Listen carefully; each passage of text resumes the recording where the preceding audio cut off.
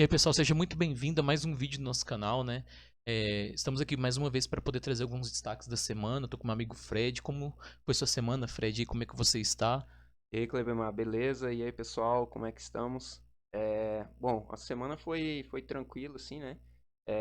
Melhor andar de lado do que para baixo, né? Com certeza. Mas, assim, teve outros ativos aí também que se destacaram, que subiram, a gente vai falar sobre isso. Lembrando que nada que a gente fala aqui é uma recomendação de compra e venda, é apenas uma visão que temos aqui de investidor para investidor e a gente passa de uma maneira geral aqui alguns ativos, dólar, Selic, criptomoedas, fundos e etc. Beleza, a gente for destacar, Ibovespa, ela andou de lado. Foram 7 pregões aí, batendo máximas sobre máximas. De forma geral, ela permaneceu ali, lateralizando. É isso aí, ela chegou aí até 131 mil e uns quebrados, mas na sexta-feira fechou em queda, 129.400, se eu não me engano. Mas teve aí outros ativos, principalmente linhas aéreas, e deu uma subida aí, né, com algumas notícias até meio curiosas. Primeiro foi a questão da Embraer, né? A Embraer teve uma subida aí de mais de 20% na semana. Com a notícia de que ela estava fazendo parceria, né, com uma empresa que constrói carros voadores. E é estranho do mercado ficar eufórico com um segmento desse, que é um segmento bem futurista mesmo. Não faz muito sentido nesse momento a gente imaginar que isso vai ter uma evolução, né, tão a curto prazo. Com certeza, carros voadores não é uma realidade próxima aí pra gente, né? Eu acredito que não chegou nem 100% os carros elétricos aqui, quanto mais carros voadores, né? E é outra, e uma projeção bem a longo prazo. Vai ser algo que vai ter que ser muito bem definido, né? Não é algo fácil, não é simplesmente o cara pegar um carro voador e sair viajando. Como que eles vão fazer o controle desses carros aéreos? Então, assim, a gente nem vai entrar muito em detalhes, é algo que é mais futuro mesmo, mas para poder explicar pro pessoal que por qual motivo foi que o Embraer subiu 20% essa semana. A gente também tem a Gol, né? A Gol, ela finalizou a incorporação da Smile, programa de pontos dela, da própria Gol mesmo, né, que ela havia feito a aquisição, finalizou esse processo. Aí teve uma valorização pequena, mas foi uma valorização significativa. E também a Azul, né, devido aos bons números que a Azul vem trazendo nos últimos dias. A gente já comentou aqui no nosso canal, né, nos vídeos anteriores, sobre o interesse que ela tem com a Latam. Então, essa movimentação que a Azul vem fazendo no mercado e os números têm feito com que alguns investidores tenham se animado com ela e também elevou, né, teve uma elevação aí no valor da cota. Vem chamando atenção, né? Outra coisa aí que a gente pode falar também, que um pouco da queda aí da bolsa, o dólar deu uma valorização aí em relação ao real. Valorizou aí por volta de 1,6, 1,7, 1,6, né? isso, exato. Na semana, né? Então subiu aí para aqueles que queriam fazer ali um aporte no exterior, ou câmbio, alguma coisa assim, e esperavam um dólar um pouco mais barato, vai ter que esperar um pouquinho mais, né? Ou não. O mercado fez uma projeção para o dólar até o final do ano que bata até 4,75 entre R$ 5. Então, assim, essa projeção pode fazer com que o investidor que tinha interesse em fazer investimentos lá fora, né, lastreados ao dólar, a moeda dólar, nesse momento ela pode esperar um pouco, porque com certeza vai surgir a oportunidade dela comprar dólar mais barato aí, né?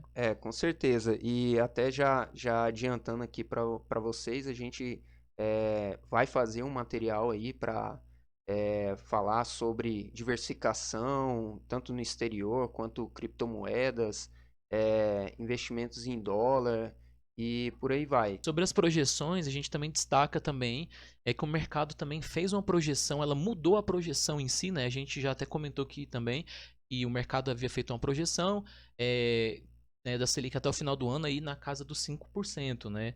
E 4,75 a 5, até então, semana que vem, né, entre os dias 15 e 16, a gente vai ter a reunião do Copom. O Copom, na última reunião, já havia meio que precificado, queria subir mais 0,75. Mas, nesse momento, o mercado ele teve um olhar diferente, né? E ele acabou fazendo uma ressalva, né, de que talvez a gente possa ter uma Selic a 6, 7% no final do ano. E aí essa Selic a 6, 7%, ela vai impactar diretamente em um segmento que é os fundos imobiliários, né? Com certeza. Hoje já está aí 3,5%, vai aumentar para 4,25, 25. segundo a projeção do Copom, né? A gente vai saber realmente nessa semana, mas já começa aí a ameaçar a rentabilidade dos fundos imobiliários, né? E o que que a gente deve fazer nesses casos? Esperar, cara. Realmente eu acho que é esperar, porque hoje os fundos imobiliários ainda são chamativos, como a gente falou nos últimos vídeos. Aí tem fundos imobiliários com rentabilidade bem alta, acima de Bem superior que a 7%. Selic, né? Bem Aham. superior. Mesmo que a Selic chegue aí a 7%, tem ainda fundos imobiliários.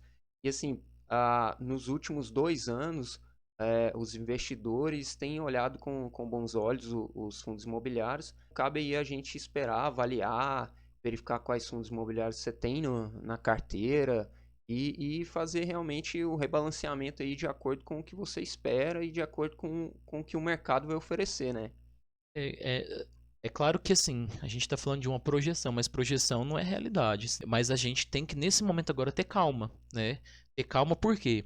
Porque se realmente acontecer de ter essa valorização da Selic, como alguns segmentos pagam em torno de 6, 7% o dividend yield, você pode imaginar, é melhor eu sair de uma renda variável e ir para uma renda fixa. O meu risco é um pouco menor, eu tenho uma segurança do FGC, eu tenho, né? Então, assim, para o investidor que já está na carteira com algum ativo que rende isso ali, talvez para ele vai fazer sentido. Só que assim, a gente tem que pensar que a gente não pode também só tratar de dividend yield. A gente tem que considerar a valorização de cota, a gente tem que considerar que é uma empresa, é renda variável, mas a gente tem que considerar que existe um crescimento por trás de tudo isso e a rentabilidade pode ser um pouco mais superior que a Selic, sim. Só que muitos investidores que talvez não têm estômago, não têm, né, condições de ficar estudando o mercado, de ficar acompanhando, para ele vai ser muito mais confortável. Mas para nós que falamos de mercado e gostamos de mercado, eu mesmo prefiro ainda permanecer com meus fundos imobiliários. E se a gente também for também levar em consideração, nós temos alguns ativos muito bem lastreados a Selic, né, que podem te dar mais rentabilidades ainda. Só que o X da questão é que a gente precisa nesse momento avaliar se a gente não está pagando caro no papel. Porque se a gente tiver uma desvalorização do mercado por investidores saindo desse segmento, possivelmente a gente vai ficar com prejuízo ali até algum tempo que a gente ainda não sabe, né? E por último aí a gente pode falar sobre as criptomoedas, né? Como é que foi a semana delas aí? Bem que foi bem parecido, né? A semana foi até um pouco calma. É, o Bitcoin aí deu uma subidinha ali com a adoção lá de El Salvador, Deu né? até um ânimo, né? Deu uma animada e tal, né? Eu vou ser bem sincero, assim, primeiramente, que até eu fiz um story essa semana falando sobre Bitcoin, né? Que assim, tá de lado, né? Tá caminhando ali. Infelizmente, a gente não consegue, nesse momento, ter uma projeção de como que vai ser, certo? Mas assim, faz muito mais sentido você investir na baixa que na alta. Então pode ser que nesse momento esteja abrindo oportunidade, mas a gente tem visto que houve uma mudança dos últimos dias para cá. Primeira mudança, a gente teve a questão do El Salvador, fantástico, acho que assim foi uma ótima iniciativa, né, do país em si, ele passar a considerar ali o Bitcoin, certo, como uma das moedas negociáveis do país.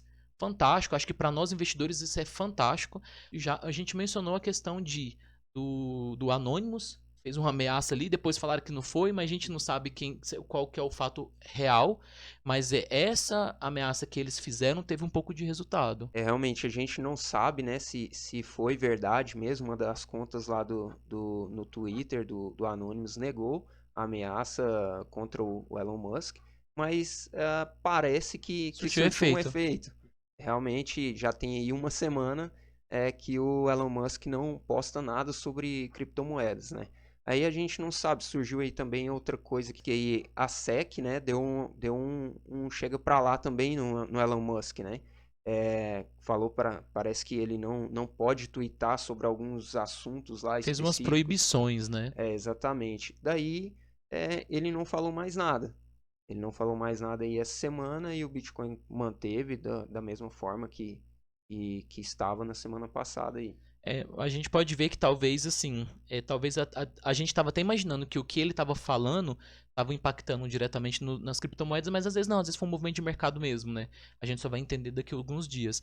Mas foi super importante isso, porque eu acho que ele estava se promovendo demais, ele, a empresa dele, tudo que ele fazia, e a gente não imagina a que ponto uma pessoa dessa pode estar se aproveitando dessa situação, né? Às vezes até foi ruim para ele, né?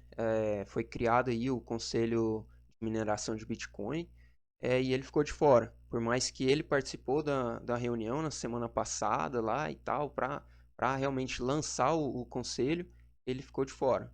Então pode ser que ele mesmo tenha se prejudicado aí, né? E é como a gente falou na semana passada, é, vai deixar de ser relevante aquilo que ele falar e tal, e realmente a gente vai olhar para a valorização e para os benefícios que o Bitcoin, que as criptomoedas podem trazer para a gente. Eu acho que é isso aí. A gente trouxe rapidamente algumas informações do mercado. A gente gostaria de agradecer você que esteve até aqui conosco, pedir para você compartilhar, né, indicar pessoas para poder ver esse vídeo, caso eles tenham interesse em te entender como que foi a semana. Agradeço a presença, Fred. Sim, é isso aí, Clebemar. Nossa intenção aqui é passar para vocês mesmo uma visão de mercado geral de todos os ativos aí que a gente puder, e também uma experiência do que a gente já passou também no mercado. A gente planeja aí fazer novos conteúdos próprios tanto no Instagram quanto aqui no YouTube. Então, siga-nos, clique aí no botão de gostei, compartilhe, mande para os seus amigos que têm interesse nesse tipo de mercado. Valeu! Então é isso aí, pessoal. Valeu, muito obrigado, hein?